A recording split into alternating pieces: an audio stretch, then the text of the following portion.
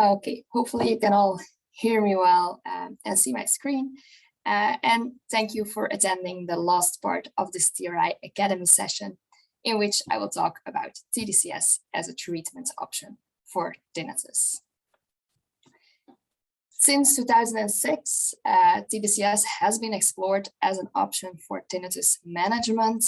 And why? Well, what TDCS does is applying a weak, constant current applying to the scalp in order to modify the neural processing behind tinnitus, as Stefan already well explained. Well, traditionally, this current is delivered through two bad electrodes, so two big electrodes, and TDCS is a relatively low cost and time efficient and comfortable technique. So little side effects reported. Previous studies are very heterogeneous, but the results are that there is an effectiveness of TDCS in on average 1/3 of the patients. If you look at clinically significant changes, that is for 1/3 of the patients. But as I said, the results differ between studies. So that makes me question, and not only me, but other researchers in the field, how to optimize this stimulation in terms of electrode location. Do we choose an anode or a cathode? Do we have to change our stimulation parameters like the intensity, the duration, and so forth? Well, at the moment, we are missing some fundamental studies to support our setup choices. There are only a few studies that investigated the differences between, for example, locations or electrical field orientation.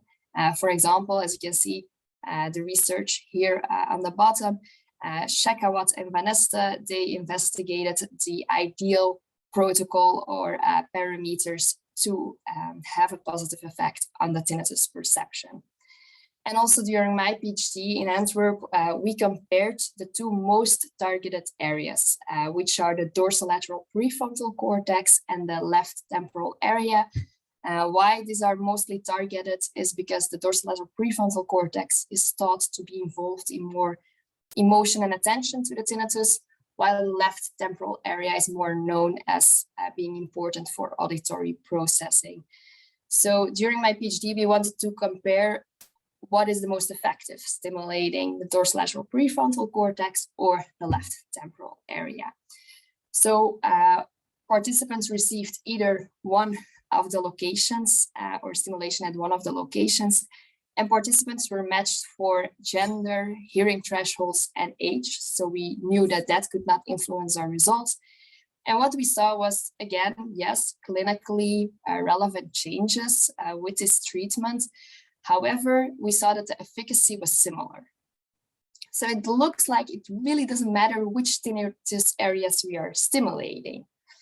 That's of course not what we hoped for. We hoped to find the optimal area, but that was not the case.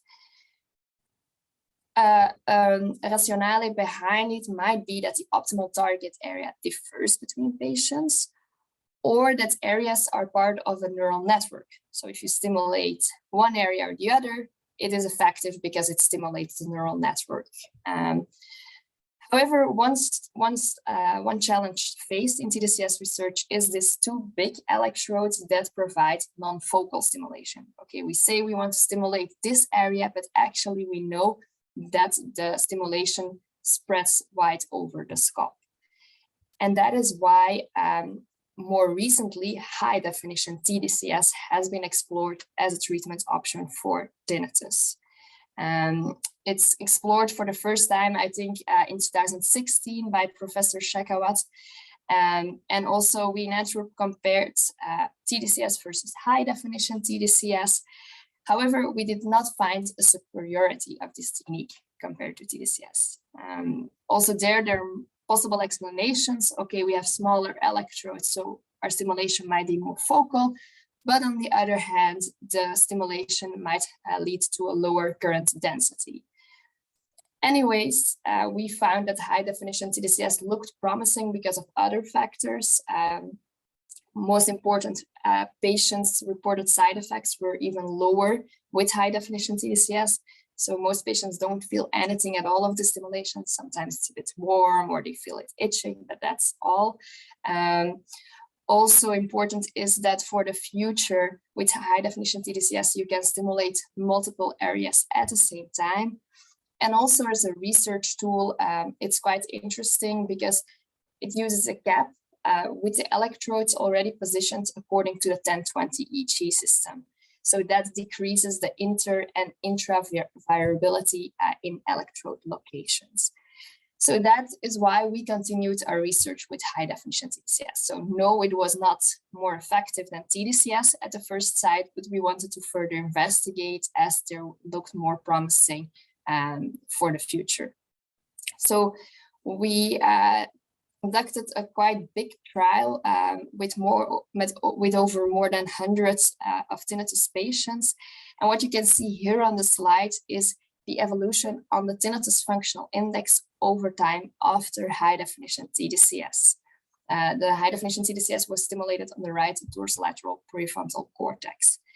And you can see on the horizontal axis the change in TFI. And so a more positive change is, of course, a higher improvement after HD TDCS. Again, here you see a high variability in the effects. 58% of the patients showed an improvement. However, we were more interested in the clinical relevant difference. And when we looked at the cutoff for the TFI for that, we saw that only 27% of the patients were improving. We see also these patients at follow-up in the clinic. So a few weeks, a few months after the treatment, they come back at our consultation and they also report themselves what they perceived. And when we compared that number, we saw that 47% of the patients told us that they perceived an improvement after therapy.